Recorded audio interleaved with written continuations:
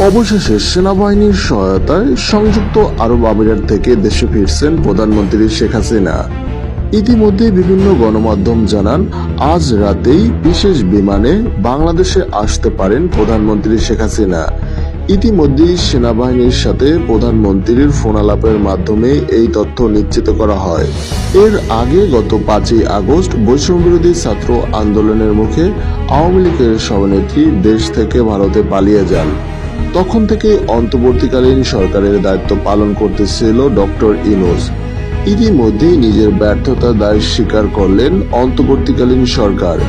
এজন্য সেনাবাহিনীর কাছে ক্ষমতা হস্তান্তরের বিশেষ আহ্বান জানান বিভিন্ন রাজনৈতিক দলের নেতাবৃন্দরা।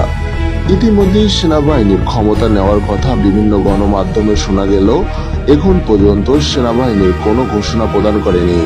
তবে একাধিক গোপন সূত্রে জানা গেছে, প্রধানমন্ত্রী শেখ হাসিনাকে দেশে ফিরিয়ে আবারও ক্ষমতার মসনদে বসাতে যাচ্ছে সেনাপ্রধান।